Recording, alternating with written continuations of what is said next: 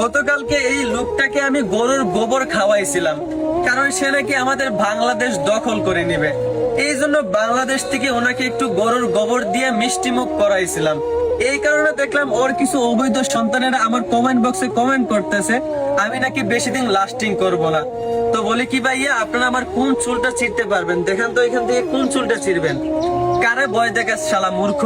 আমি মুসলমান বেটা, আর আমাদের মুসলমানদের উপর অত্যাচার করবে, মুসলমানদেরকে ছোট করে কথা বলবে এই মূর্খ, আর ওরে ছাড় দিয়া কথা বলবো? আগে তো গরুর গোবর খাওয়াইছিলাম, এখন মানুষের হাগু খাওয়ামু। আয় শালা, তোদের আব্বারে আজকে গরুর হাগু না মানুষের হাগু খাওয়ামু। এই যে একটু আগে মনে হয় কে এখানে হাগু করে গেছে, তোদের আব্বারে আজকে গরুর হাগু না মানুষের হাগু খাওয়ামু। এই যে একটু মিষ্টি মুখ করাই আমাদের শুকাই গেছে রে, কোন শালায় হাগু করে গেছে। খা বেটা, ভালো করে খা। তুই বাংলাদেশ দখল করবি না, মুসলমানের অত্যাচার করস, ভালো করে খা। শালা বাংলাদেশ দখল করে নেব, শালা মূর্খ।